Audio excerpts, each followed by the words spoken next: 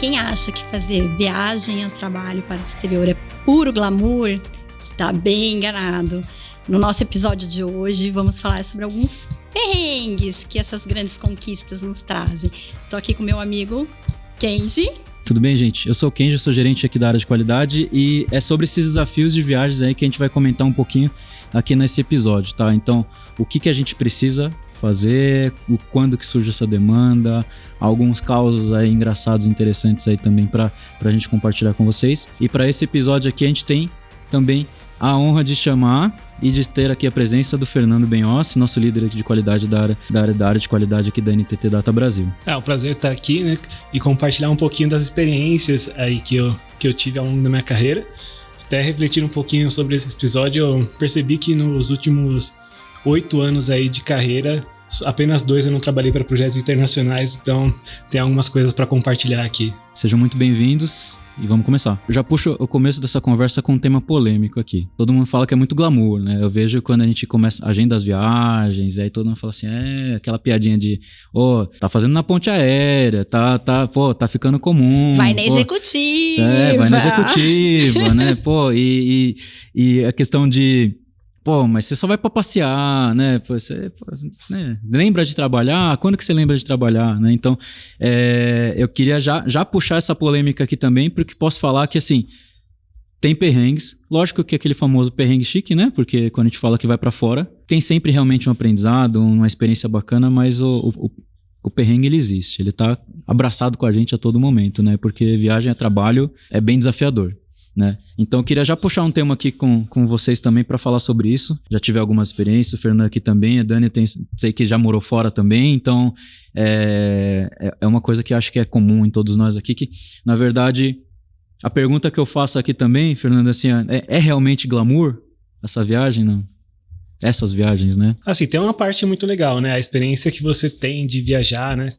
E dependendo do prazo ali, né? Você realmente fica um tempo mais longo, você tem um final de semana ali, eventualmente que você consegue curtir alguma coisa, mas não é só glamour, né? Normalmente quando você tem esse desafio de ir para fora, né? A empresa te envia para fora com algum objetivo, ela realmente, né? Tem metas, tem atividades que você tem que fazer, tem alguns objetivos que você tem que realmente trabalhar durante esse período, e não é só uma questão de viajar a turismo, né? É bem diferente, obviamente que é sempre legal aproveitar e turistar um pouquinho quando possível. Eu acho que o que não contam, né, que tá sempre nas entrelinhas, é que quando a gente tá para gerar um negócio. Por mais que a gente vá, por exemplo, em casos de war room, a gente vá para entregar alguma demanda, instalar alguma coisa, implementar alguma coisa, a gente tá falando de negócio. E viajar para fora é só uma ocasião. Às vezes a gente pode só andar um quarteirão e estar no lugar que a gente quer, que a gente vai trabalhar. Mas viajar para fora nada mais é que só uma viagem um pouco mais longa. Lógico que tem coisas a se falar a mais, tem coisas a se tomar cuidado, a postura é super importante, porque a gente está fazendo um trabalho de muita responsabilidade, né? Então, já compartilho aqui também, a gente comentou no último episódio com relação a diferenças entre os países, né? E as culturas, e quando se fala em viagem a trabalho, as pessoas ficam sempre muito ansiosas, né? Quando que eu vou pra fora? Quando que eu vou postar fotinha no Instagram, né? Colocando uma fotinha. Meu passaporte tá pronto, meu visto tá em dia. O visto tá em dia. Fala assim, quando que é o próximo carimbo?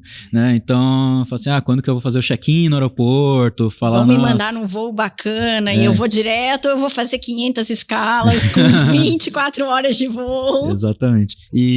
Mas é sempre muito importante, lógico que isso vai depender muito do ambiente que a gente está, mas a postura ela é super importante.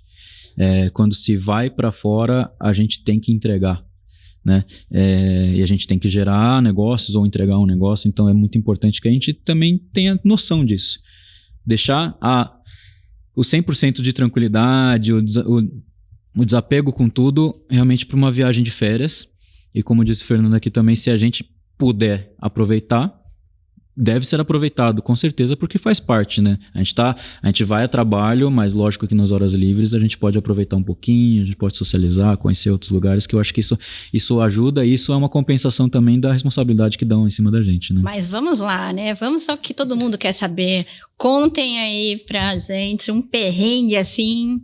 Vamos começar com o Fernando. Fernando, conta um perrengue pra gente assim que você falou, putz, essa não estava no meu planejamento? No meu caso, né, a primeira viagem que eu fiz a trabalho, eu era muito novo, eu tinha 21 anos na época, né, e fui enviado lá junto com outras pessoas que trabalhavam comigo aqui do Brasil, algumas pessoas da filial do México também na época, para a gente iniciar a operação da empresa nos Estados Unidos. Então a gente tinha que chegar lá, fazer todo o treinamento do time, e era uma grande responsabilidade, né? Então entra muito essa parte de postura, né, de você ir com um comportamento diferente.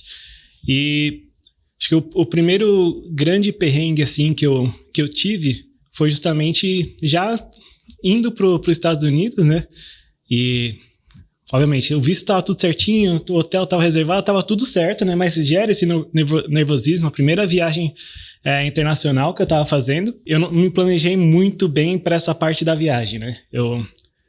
Na época, né, assim que eu tinha feito inglês quando criança, né, tenho que agradecer meus pais aqui, né, que quando eu queria estar lá no treino de futebol era o mesmo horário da aula de inglês, eles me enviavam para a aula de inglês, então já tinha essa parte de inglês, eu consegui me preparar. Quando eu vi a oportunidade surgindo, né, esse movimento da empresa na época, criar a filial dela nos Estados Unidos, eu voltei a estudar inglês e fiquei pronto ali realmente para conseguir ir. Mas chegando lá, né, primeira viagem internacional, não tinha me preparado, falei, vou chegar lá, vai tudo bem, tá tudo certo.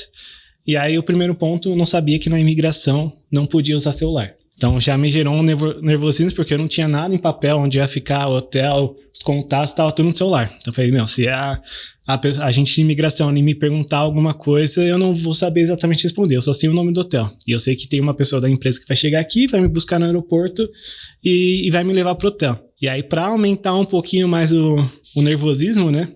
Um amigo meu que era desse grupo, né? Exatamente nas mesmas condições, mesmo tipo de visto e tudo mais, foi para a segunda verificação na imigração americana. Então, né, na hora bateu já pensei... aquele frio, né? nervosismo gigante, né? Já pensei, foi legal, né? Bate e volta aqui nos Estados Unidos, né? Vou chegar aqui, foi legal a experiência, né? Deu tempo de pousar, assim que eu pousei lá no aeroporto, que era na Carolina do Norte. Eu olhei pela janela, já tava nevando, falei, vi neve a primeira vez, aqui tive essa experiência, mas vou voltar, né? E aí, esse já deu uma acelerada. Realmente, depois, como eu esperei, a agente de imigração, na minha vez, perguntou várias coisas de onde eu ia ficar, e eu não sabia, e eu respondi pra ela. Ela começou a questionar, você tem os dados, você tá vindo aqui, você não sabe onde você vai ficar? Eu falei, eu tenho tudo isso, mas tá no meu celular. E eu não sabia que não podia usar aqui. Aí ela até considerou, fez mais algumas perguntas, a gente foi respondendo. O inglês, por mais que eu tivesse estudado, não era um inglês dos mais fluentes na época, né? Tinha alguma dificuldade, mas esse acho que foi o primeiro grande perrengue da viagem, assim. E foi a primeira viagem? Primeira viagem, assim, fora do país total, seja turismo, seja trabalho, né? Então... Já começou com emoção, hein? Sim, não foi... Eu tenho 2 pontos com relação a isso. Primeiro, eu entendi por que o Fernando é nosso zagueiro e não nosso atacante, então porque se dedicou muito no inglês, né? Né? Perdeu o futebol. O segundo é que, assim, agora eu vou fazer um depoimento aqui que todo mundo agora vai começar a reparar nisso, assim, eu acho que quem não reparou vai reparar. Eu tenho um certo tremor a mais, assim, na mão. E toda a imigração que eu passo, a pessoa acha que eu tô nervoso. E eu não tô, assim, lógico que é uma situação mais tensa, né? Não tanto quanto uma entrevista de visto, tudo, mas todo mundo acha que que eu tô nervoso. Então, na penúltima vez agora que eu fui pra Nova York, agora que foi lá em abril, a moça da imigração achou que eu tava nervoso e tava devendo alguma coisa, né? Então, eu contei, porque os outros profissionais que estavam comigo, né, os outros executivos que estavam comigo, passaram por 2, 3, 4 perguntas no máximo. E eu tava com a blusa da NTT Data e ela fez 20 perguntas pra mim. 20 perguntas? 20 perguntas. Ela perguntou tudo. Até quanto tempo que eu tenho de trabalho, o que área que eu atuo, o que eu faço, qual que é o propósito de negócio, onde que eu tô hospedado, qual que era o escritório que eu ia atender, e qual era próximo do quê, e quanto tempo que ia ficar. E ela perguntou tudo, assim, tudo mesmo da vida. Quase era um podcast mesmo, né? Então, que a gente tava gravando ali, eu não tava sabendo. Mas muito por causa disso, da minha tremedeira. Então, assim, por isso que até mesmo calmo, às vezes pode acontecer realmente esse perrengue ali dentro da entrevista. E ainda mais se você vê alguém sendo chamado para uma sala, aí eu acho que realmente... Aí o tremor talvez não seja só natural, mas aí seja um pouco de nervoso mesmo. Eu vou puxar um passo antes dessa ação, compartilhar um tema, depois eu puxo também o Fernando aqui para compartilhar com a gente. A gente fala, né, sobre a questão de a gente vai se existe a necessidade, a gente vai com uma necessidade de postura e a gente vai também com esses desafios aí também de estar tudo certo. O documento, lembrar de levar as coisas, né? É importante. Lembrar de imprimir, ou agora no caso que está tudo mais digital, eu acho que agora está um pouco mais tranquilo, né, de mostrar. Imprimam de reserva ali, que que... A gente sabe que a gente abala um pouco a natureza imprimindo mais e gastando mais papel, mas imprime no rascunho ali, né? Só para garantir que tá tudo certo, né? A comprovante de vacinação e tudo mais. Se tiver algumas outras vacinações também é importante, mas o que eu posso compartilhar também aqui, assim, todas essas viagens, elas foram criadas não só porque sim, né? Essas viagens a trabalho, elas sempre têm uma missão e sempre tem uma solicitação de alguém, assim. Então, assim, desde o cliente pedir para a gente ir para fora, para a gente fazer alguma ação específica, a empresa te levar para fora para você fazer alguma coisa que seja super importante, ou também você criar esse desafio, né? Falar assim, cara, eu preciso realizar tal atividade ou tal, desenrolar alguma coisa e eu preciso ir para lá por causa disso, e você pede algumas liberações, obviamente, para conseguir realizar, e estimando o tempo, o propósito e o retorno disso, né? Então, esse caso agora desse ano de 2022 que a gente está gravando aqui e que eu tô indo a terceira vez agora para Nova York, é justamente para isso, porque estar presente lá dentro do cliente é importante,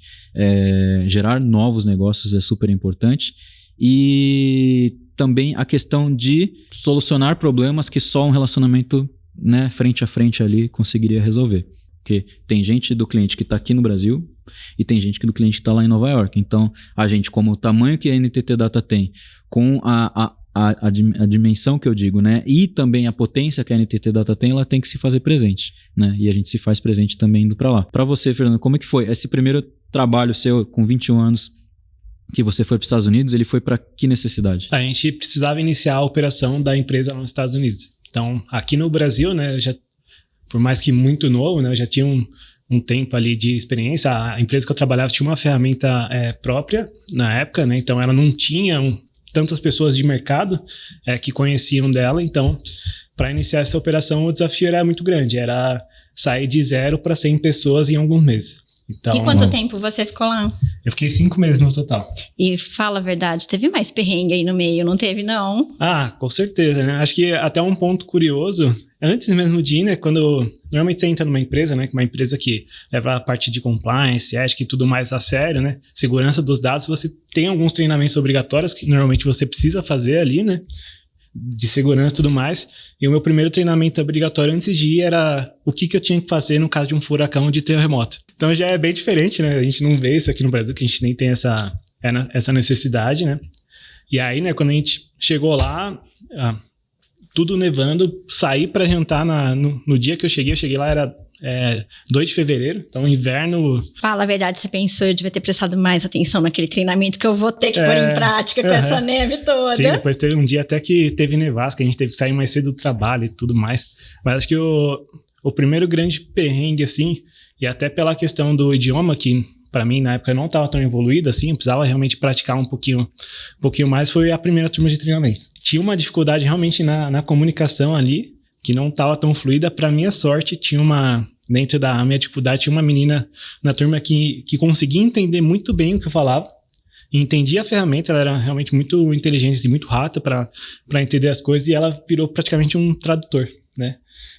Eu falava, aí o pessoal ficava meio perdido assim, ela explicava para mim, aí eu falava, é isso, aí ela ia lá e traduzia e explicava melhor pro pessoal. Foi minha sorte, assim, nesse início de viagem, né? E acho que muito também parte do desafio era montar uma arquitetura, vamos dizer assim, né? De tipo de teste, ferramenta, processo e tudo mais que a gente ia seguir lá nesse cliente. E um arquiteto do lado do cliente era um indiano que tinha um sotaque realmente, assim, bastante carregado, bastante forte. E a minha primeira reunião de negócio foi com ele. Então, eu saí da reunião e falei, o que eu vim fazer aqui, né? Porque realmente eu entendi pouquíssima coisa do que foi falado. Mas aí, com o tempo, né? Tudo foi desenvolvendo e ficando um pouquinho mais calmo. Eu sempre falo isso, que uma coisa é a gente ir a turismo, né? ir num restaurante, num hotel, e se você erra uma palavra, e ok, né? Agora, outra coisa eu acho que a pressão, o estresse que a gente tem quando a gente está no trabalho, porque a gente tem que pensar o que a gente vai falar e em outro idioma, né? Que é como uma reunião aqui no Brasil, né? Você também tem que pensar, né? Você vai programar ali o que você vai falar, né? E aí, fora isso, você tem que pensar o que você vai falar, programar em outro idioma, né? E né, pelo que você está falando, tinham pessoas com sotaques diferentes, o que também não torna tão fácil, né? Sim, era um ambiente, assim, bastante multicultural mesmo, né? Porque a gente estava escalando, então nos Estados Unidos tem muito indiano trabalhando em tecnologia, né? A Índia, como fornecedora, né, de tecnologia para o mundo, é gigantesca. E lá não era diferente, mas a gente tinha gente do Nepal, a gente tinha gente do Paquistão, tinha gente de tudo quanto é lugar. Tinha os mexicanos, tinha próprios alguns indianos que eram da filial da Índia, que depois foram para lá. Então era essa que existia, né? Até um gancho um pouquinho do outro episódio que a gente fez, era um ambiente muito multicultural. E era importante a gente conseguir se adaptar rápido a esse ambiente, né? Até mesmo porque a gente não desrespeitasse ninguém nos treinamentos, na forma de falar, né? Como às vezes o domínio da língua não tá tão grande, você às vezes pode parecer muito sério, então já gera uma barreira ali com as pessoas que estão te ouvindo, mas no fundo é só realmente uma dificuldade de fala, né? Esse é um excelente ponto que a gente tá trazendo mais um item aqui, né? Que a gente tá falando de documentação, a gente tá falando de postura, de criar necessidade, e a gente tá falando agora também da necessidade de ter um idioma minimamente comum entre todo o time que vai estar lá. Não necessariamente precisa ser o idioma local, né? Porque a gente tem que entender, geralmente é o inglês, que a gente tem que se comunicar entre as pessoas, né? Se tem um ponto que é relevante quando a gente fala assim, cara, quando eu vou para fora do país, quais são os critérios básicos? Assim, que você tem que ter uma desenvoltura em inglês. Você não precisa ser ultra expert, a gente não encontra nem nativos que sejam com aquele inglês de áudio ou vídeo de escola de idiomas, né? Isso é uma coisa que não é tão realidade assim. Até porque a gente pode ver em português. Quantas vezes a gente não erra um plural? Quantas vezes a gente não erra o jeito de se falar uma palavra em português? Quantas vezes a gente escuta uma música e a gente não entende o que essa pessoa falou, mesmo em português, né? Então, é importante que quando a gente deseje, né, viajar para fora, trabalho, que a gente queira essas experiências, né, de ter tudo isso diferente, de ter essa vivência, é muito importante que tenha esse segundo idioma, o idioma que vai ser comum entre todos. Primeiro, para conseguir trabalhar. Segundo, para não passar fome, né? E terceiro, para se divertir direito, né? Então, a gente tem que aproveitar tudo isso, né? Então, por exemplo, eu dou o meu caso quando eu fui para o México, assim, eu não estudei espanhol, mas eu aprendi conforme foi o tempo com algumas técnicas aí que a gente vai falar até em outro episódio aqui, mas no primeiro dia já me colocaram para apresentar um PPT em espanhol. Eu tenho certeza que, né, aquelas escorregadas foram maravilhosas que eu dei ali, fiquei um portunhol fluente, então, mas a comunicação foi feita, a mensagem foi passada, isso que é importante. Outra coisa importante da parte de idioma também, quando a gente começa a ver que a gente destravou, é que a gente não tem medo de falar. Por isso que a gente fala até que às vezes, fazer uma roda de conversa, até tomando uma cerveja, alguma coisa assim, é legal porque você solta um pouco, você relaxa mais. Eu acho que esse aditivo aí que a gente fala aqui para consumir, que vira natural quando a gente começa a ter muita experiência disso. E aí você solta. Você não tem medo de errar, porque as pessoas não vão te julgar se você falar errado. Uma vez eu escutei isso até de um cara que era até de Dallas, que veio pro Brasil para dar um treinamento numa ferramenta. E eu falei, cara, desculpa pelos meus erros de inglês aí, porque né, não tava tão solto assim. Ele falou, cara, eu tô no seu país e você tá tentando falar o meu idioma. Eu que deveria ter vergonha de não conseguir tentar falar português. E isso que foi uma das grandes viradas de chave pra mim, assim, sabe? Porque, cara, o cara... realmente é isso, sabe? Você tá indo, por exemplo, no caso dos Estados Unidos, você tá indo pros Estados Unidos, você tá lá estudando anos e você tá nesse país deles tentando falar o idioma deles pra eles não se preocuparem nem com isso. Uhum.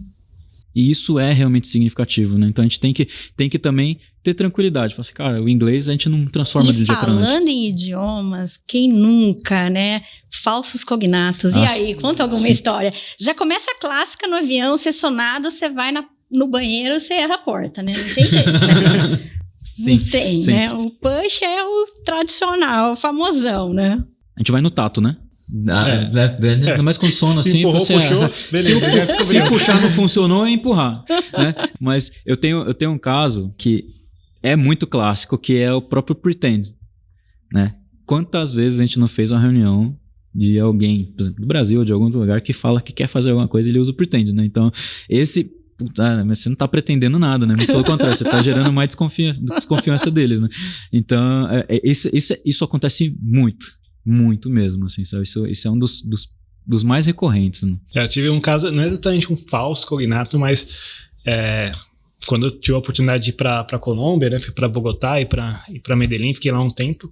A gente tinha insegurança ainda com o idioma, até a dificuldade mesmo a cabeça parecia que na época automaticamente pensava, tem que falar outro idioma, é inglês. Né? E não o espanhol ali, por mais que eu já tivesse feito um curso e tudo mais. E aí a gente chegava no mercado e uma vez a gente na época eu fiquei num Airbnb da vida, não era bem um Airbnb, mas era um modelo de locação do tipo. E aí a gente chegou no mercado e queria pedir mortadela. E aí a gente chegou pro atendente assim, né, e falou, como chama, né? Como chama esse daquele? Mortadela. Pô, era tão fácil assim, eu nem sabia. Cara, eu fiquei em choque a primeira vez que eu fui numa cafeteria lá no México, que o cara pediu propina pra mim. Tem essa. Cara, que ele tá escrito ainda na caixinha ali a propina. Aí depois que eu falei, cara, não, isso aí é gorjeta, né? Gorjeta. Aí depois que você começa a ligar vários pontos, né? Fala assim, tem a galera pedindo muita gorjeta por aí, né? Fala assim, então, né? Mas e outra no México também, que eles quiseram me levar pra um lugar que vendia torta. Eu falei, pô, legal, né? Interessante, acho que vamos comer torta no México, é estranho. Nunca vi nenhum lugar vendendo torta. E era sanduíche. Eu falei, nossa, mas não era torta? É torta. Mas isso aqui é sanduíche. Assim, não, é torta. Torta é sanduíche? Não, torta é torta, né? O que é sanduíche? Sanduíche é tipo, né, o sub, né, aquele... aqui então em espanhol é torta. É torta. Putz, ficou confuso, assim, sabe? Tão quanto agora, assim, sabe? Fala assim, caramba, meio que dá uma bug na cabeça, assim, sabe? Às vezes, cuidado também. Me levaram também no México pra comer tacos com recheio de carnitas. E o que era? Eram entranhas. Uau, aí... Era entranhas. Não quero atrapalhar o almoço de ninguém, se alguém quiser tirar almoçando.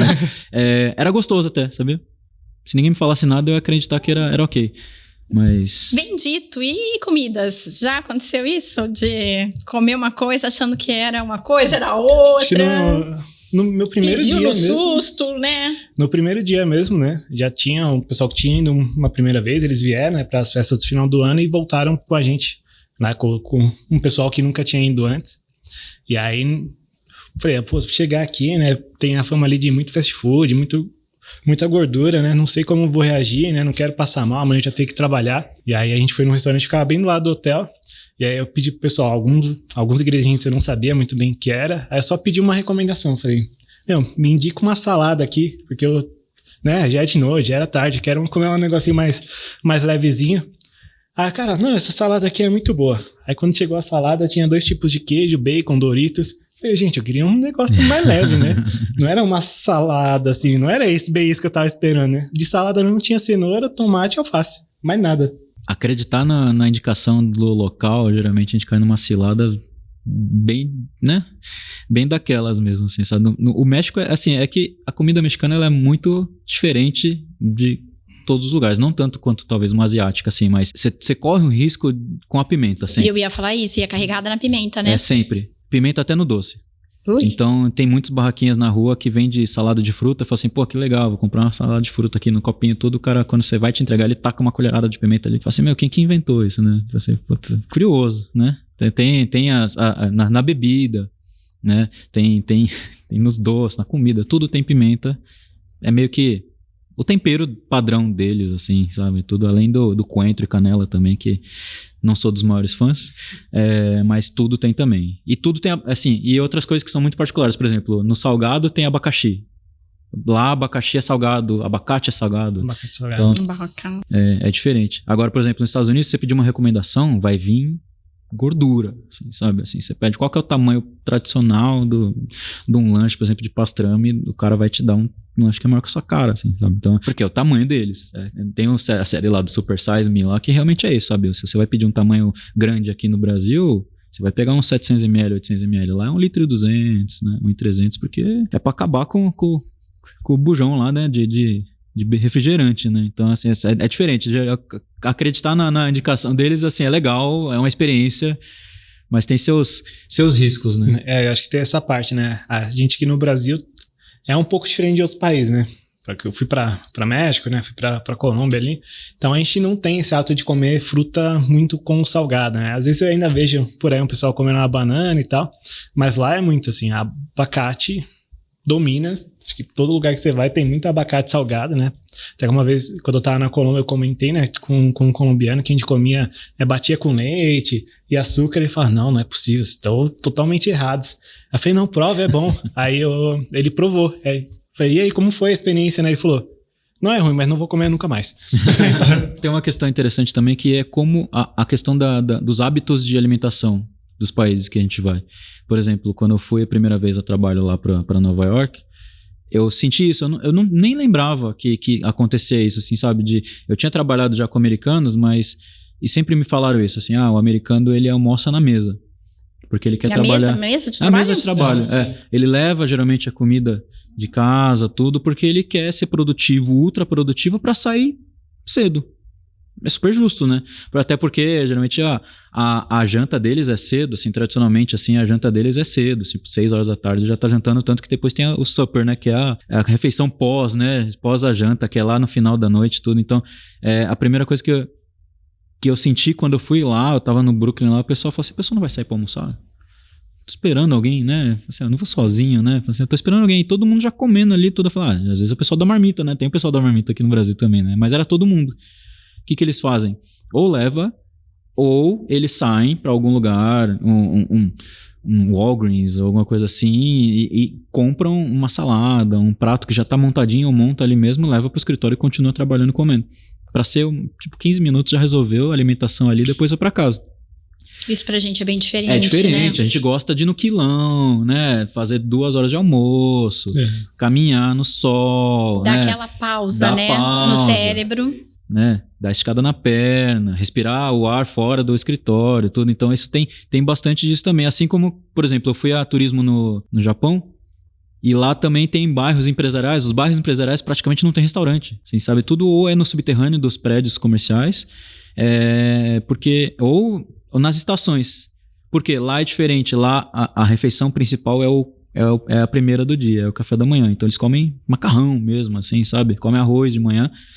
A hora do almoço uma saladinha, alguma coisa assim. Você fala assim, pô, então tem que ir área turística mesmo, né? Então, e não, eles não comem sushi o dia inteiro, né? Então, no Japão, né? Não tem temaki também. Com cream cheese, principalmente.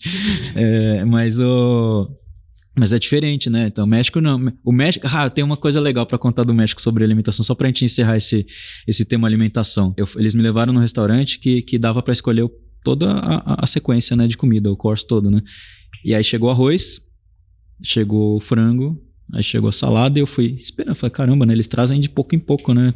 Não traz tudo de uma vez, pode me trazer a bandeja com tudo de uma vez. E o pessoal falou assim, mas você não gostou? Eu não gostei do quê? Não, você não tá comendo? Eu falei, não, eu tô esperando a comida chegar. Não, mas já tá chegando. Aí eu olhei pro lado, tá todo mundo comendo. Só arroz, depois só frango, depois só salada. Eu falei, mas só arroz sozinho? Que triste. Ou seja, e a gente aqui monta o prato pra monta comer, o prato inteirinho, né? Divididinho, simetricamente proporcional.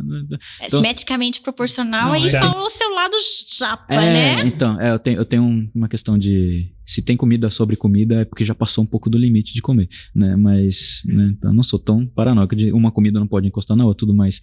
Lá, assim, era tudo separadinho. Ou uma comida de rua mesmo, taco, alguma coisa assim. Então, e é engraçado porque esses momentos a gente acha que não são importantes e são, né? Porque você mostrar que você teve o cuidado de entender a cultura do cara, né? Sim.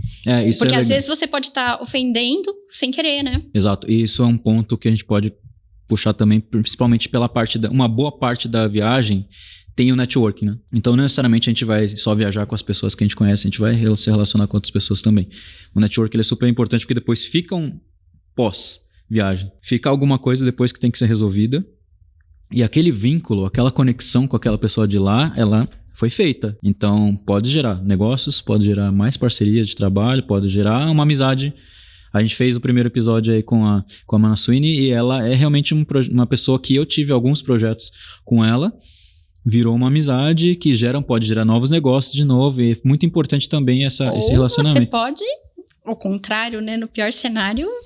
Quebrar tudo, né? Quebrar tudo. A postura tem muito disso, né? Quando você viaja, trabalha, você tem que ter uma postura interessante para se preocupar. Não que você tem que ser aquele quadradinho, né? Diferente do que você é. A gente tem que ser o que a gente é, de verdade, nosso jeito. Mas tomar cuidado com os excessos, né? Cuidado com o excesso de brasilidade, às vezes, também, que a gente sabe que a gente gosta muito de ser muito espontâneo, e isso pode ferir um pouquinho do hábito, da cultura da pessoa.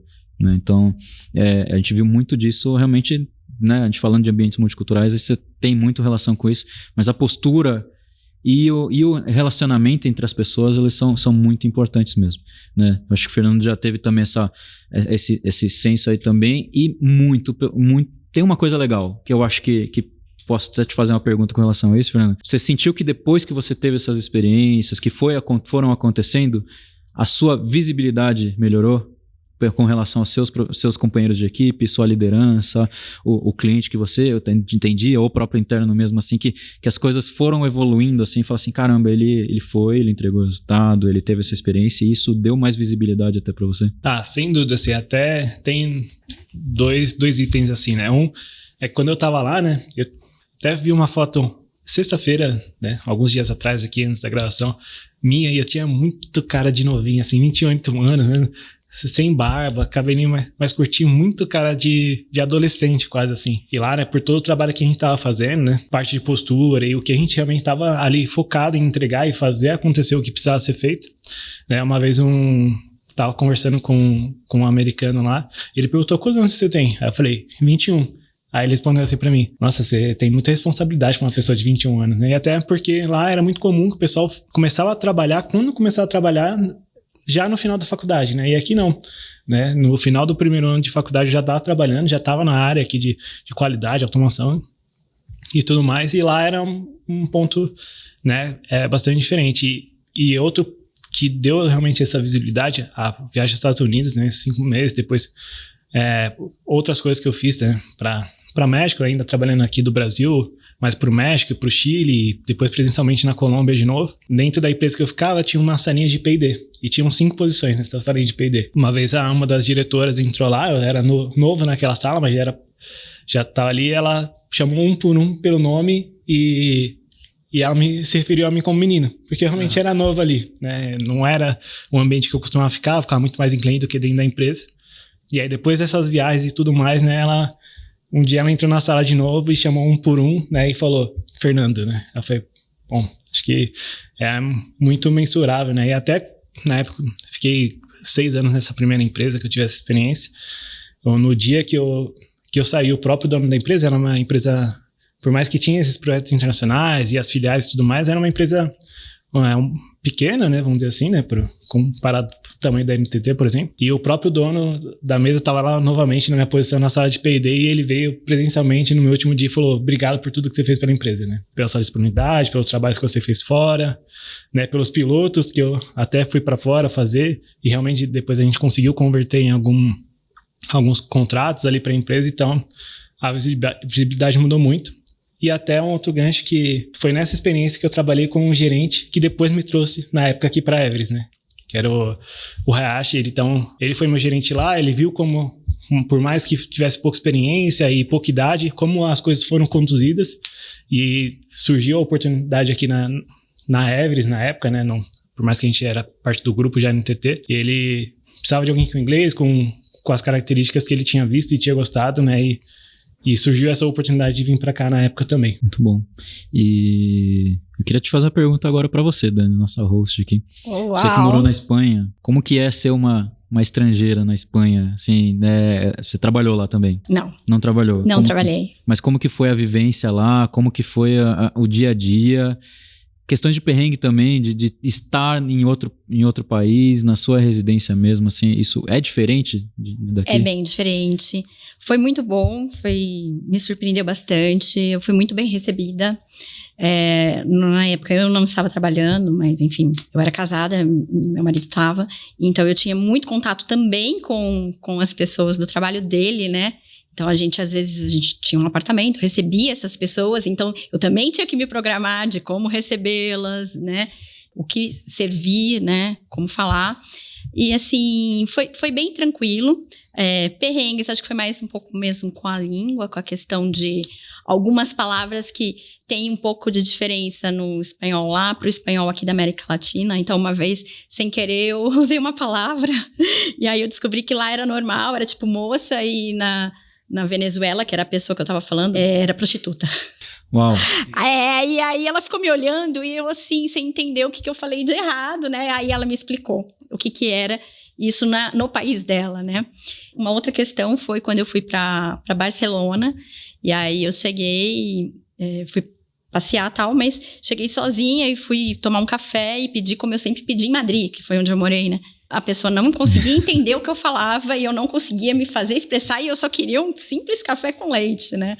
Então, aí você percebe também que é outro planejamento, né? Não é porque é o mesmo país que é também a mesma forma de pedir, enfim. Eu acho que tem um ponto disso que é engraçado, que às vezes a gente tem que tomar um pouco de cuidado, mas até como a gente recebe essas correções. Porque tem países que as pessoas gostam muito. Por exemplo, eu vejo que o americano ele gosta muito de corrigir, justamente pelo que eu falei, naquele ponto de, ele tá no meu país tentando falar o meu idioma. Eu acho que é a mesma coisa de você ver um estrangeiro tentando falar português, mas eu acho que a gente fica um pouco mais tímido do que eles ficam. Diversas vezes eles tentam corrigir. Fala assim, não, fala desse jeito. Ó, não, é essa palavra. E tem gente que pega pilha assim, fala assim, o cara tá querendo me corrigir, né? O cara tá sendo arrogante aqui, querendo falar, quer dizer que eu não falo direito? Não, na verdade é pelo contrário, ele tá fazendo querendo te ajudar, né? Tá querendo ajudar, fala assim, cara, não, é essa palavra. Às vezes eles ficam... eu acho que deve ser uma sensação legal, porque você fala assim, ele tá tentando falar no meu idioma, cara, que legal. Lógico que quando você já fala rápido, com fluidez, essas ações são menores, porque o pessoal fala assim, beleza, ele já se vira. Mas quando, por exemplo, no espanhol, direto, assim e era engraçado no México que eles têm um sotaque, né, um tipo de espanhol diferente do que é o da Argentina, também. Do que é o da Espanha. Do Chile, da Espanha, dentro da Espanha, dentro das várias regiões, né? Então, e é engraçado que a gente brincava de fazer um intercâmbio de palavras, assim, porque, assim, toda vez que alguém foi meio que natural, toda vez que eles me corrigiam alguma coisa, eles perguntavam alguma coisa em português também. Assim, então, era legal. Falei assim, como é que é essa palavra em português? Essa é tal. E essa? Em espanhol? Essa é tal. Beleza. Quando você for pedir, pede desse jeito, tal. Então, eu acho que isso é muito legal também, porque o dia a dia, ninguém me ensina direito, né? Quando a gente tá na rua, conversando, é um pouco diferente do quando a gente tá no trabalho. Tenho certeza que até o Fernando tava comentando esses dias com a gente, assim, também falou assim, cara, quando a gente vai explicar alguma coisa, quando a gente vai falar de técnica, quando a gente vai falar de ferramenta, é meio que um quebra-cabeça que você já conhece todas as peças, então você vai montando, você vai, né, desenvolvendo ali de uma forma que todo mundo vai entender. As ferramentas são as mesmas, as palavras são as mesmas, é que nem você codar, é que nem você escrever um código ali que tá tudo em inglês, as funções elas são em inglês. Quando sai do técnico, e aí se alguém te faz aquela pergunta cabeluda, assim, você fala, e agora? E agora? Né? Então, assim, é importante que a gente também tenha essa preocupação de aumentar um pouco o vocabulário, saber esse inglês de rua, vamos dizer assim. Tem algumas escolas de idiomas que até focam nisso, né, de colocar pessoas de diferentes níveis na mesma sala, porque é isso que acontece na rua. Né? Você tem diferentes níveis de educação, tem diferentes níveis de polidez, né, na fala. Então, a gente teve um caso até de um rapaz que era do nosso time, que ele foi criado nos Estados Unidos, na Califórnia, voltou pra cá, o cara sabe falar muito bem inglês. Só que quando ia fazer uma apresentação técnica, era tanta gíria que fala, cara, não dá pra te colocar pra apresentar para um cliente. Dar uma polida. Tem que dar uma polida, porque era tanto era tanto outras coisas assim, que jeito de falar, meio malandro, assim, sabe que é um jeito californiano de falar, que, cara, isso assim, legal, não é preconceito, é só não fica tão profissional. Tem momentos, se você for falar no corredor com o cliente, se você for falar de dia a dia, de projeto, numa reunião mais soft assim, né, beleza, mas quando é uma apresentação pra você falar, cara, mais sério, você fala assim, cara, aí tem que reaprender. tem que reaprender mesmo, porque tem a parte burocracia chata, mais quadradinha também, né? Isso é importante também de se atentar no inglês. E como que a gente consegue isso? É rodagem, é vivência, é assistindo. Por exemplo. E eu acho que não só no inglês, seja no português qualquer também. Outra língua que você vai... Né? A gente tem projetos aqui onde o pessoal fala alemão também, espanhol, então eu acho que é bem importante isso, né? Saber eu sempre falava isso, né, para um diretor meu. Uma coisa é a rua, né, ou a viagem, o coloquial. Outra coisa é você estar representando a empresa, né? Até esses dias a gente tava outro tema que a gente tá, né? Que a gente trabalha junto atendendo o mesmo cliente. Ele é o gerente, eu sou o líder do projeto, né? Então a gente tem algumas conversas e a gente tava falando sobre nem todo happy hour é só um happy hour, né? Até reforçando a parte de networking e tudo mais, né? Ali você realmente cria vínculos diferentes, muitas vezes com seus parceiros de negócio, né? E ter esse inglês só muito técnico, ou qualquer outro idioma muito técnico, vai te limitar um pouquinho, né? Então, quanto mais você conseguir explorar isso, né? E desenvolver o seu vocabulário em pontos que não é só... Sai do techniquez ali do dia a dia, é essencial. E é complicado às vezes, né? Eu lembro que... na época já um pouco mais à frente, eu tava totalmente habituado assim com o inglês e dificilmente alguém chegava para falar comigo e eu não entendia mais. Aí um dia chegou um cara de Nova York no projeto. Eu não conseguia entender nada do que ele falava, justamente por isso. Ele tinha todo um jeito de falar, umas expressões diferentes, umas gírias, que eu travei assim, eu simplesmente não conseguia comunicar mais, né? E tive que redesenvolver, né? Então essa parte talvez, e tentando falar com pessoas de diferentes regiões, diferentes países, também ajuda bastante, né? Quando você precisa fazer esse networking. Sim, eu até mencionei sobre Nova York no último episódio mesmo, exatamente por isso. A velocidade é diferente, né? Os outros entre os estados mesmo, né? Entre as regiões.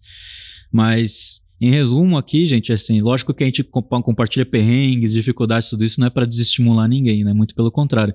Viajar, trabalho é muito legal, é engrandecedor, a gente realmente se sente ainda mais participativo dentro da companhia, a gente entende ainda mais o tamanho da companhia, né? Falando de NTT Data, a gente fala assim, puta, olha quanta oportunidade que a gente pode ter, quantos lugares a gente pode conhecer, quantos clientes a gente pode experimentar. Lógico, perrengues eles vão acontecer na vida do trabalho para casa para o trabalho vai acontecer do mesmo jeito, então é legal, e o que a gente quis compartilhar aqui também é muito de o quão desafiador mas ele tem um bônus muito legal também, que é essa experiência, essa vivência, esse aumento, né, do seu raio de atuação e de cabeça, né, é muito transformador. Eu acho que cada viagem que a gente faz transforma, você volta diferente. E os perrengues fazem parte, né? Os perrengues fazem parte. Como disse você no começo, é um perrengue chique, mas é um perrengue. É um pouquinho de glamour, né, também. No final vira uma história pra contar. Né? No final vira uma história pra contar. Para a próxima, passaria tudo de novo, sem nenhuma dúvida, se eu tivesse lá meus 20 anos na época, né, quando começou a surgir, se surgisse a oportunidade de novo, faria tudo de novo, porque é realmente uma experiência muito diferente, assim, né. E você, a gente aqui na NTT Data, e você que tá fora ainda também, também pode ter certeza que essas experiências, elas vão acontecer, as necessidades, elas aparecem, as oportunidades, elas aparecem mais ainda.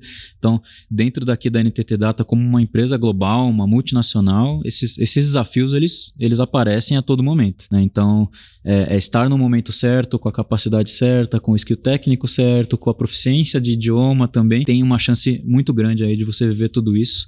Minimamente você ter esse relacionamento com o pessoal de fora, mas uma viagem também vai ser sempre muito, muito bem-vinda. A gente está aqui também para estimular isso e para enviar nossos profissionais aí para brilhar mundo afora. Aqui é até um ponto, né, que vai ser um pouco clichê que eu vou falar, mas é a realidade e até o que a gente vê aqui no dia a dia, é estar preparado, né, e não esperar só a oportunidade. Claro que, obviamente, a gente tem programas, a gente treina, a gente forma pessoas e tudo mais, mas às vezes o próprio idioma não é algo que você pega tão rápido, ao ponto de você começar a aprender e chegar na fluência. E aqui, dentro da NTT, a gente tem sim, né, projetos internacionais, né, que atendem aí diferentes países, e quando a gente vai entrevistar pessoas, muitas vezes a gente encontra a pessoa com skill ali, com a parte técnica que a gente precisa. E a gente, algumas vezes, não consegue trazer essa pessoa pro grupo NTT, porque a vaga realmente exige ali, né, o inglês, ou exige, de forma geral, o inglês, né, mas às vezes algum outro idioma, né, então, né, sendo bem clichê, mas sendo ao mesmo tempo... Temos projetos que precisamos do espanhol e também do alemão. Também do alemão. Exato. Então, assim, é clichê pra falar? Mas estudem inglês, minimamente, né, realmente se formem, pratiquem não só a parte técnica, a parte escrita e leitura, né, que é o que a gente costuma mais ver, né, quando a gente faz as entrevistas aqui, né, o pessoal tem esse lado mais desenvolvido, mas a parte da fala, da comunicação mesmo é mais difícil, e hoje a gente tem recursos para conseguir realmente praticar isso, então é a verdade, assim. Obrigada pela sua presença aqui com a gente. Curtiram o episódio? Compartilhem com seus familiares, com seus amigos. Naveguem pelas nossas redes. E fica o convite aqui também, porque esse é o 2º episódio, vão acontecer mais 2 episódios ainda. Quem tá começando por esse, escuta o anterior também, escuta os próximos também, que a gente tem muita coisa muito boa, muito interessante para compartilhar com todo mundo aqui também. A gente te espera no próximo episódio aí também. Até mais. Até a próxima. Tchau.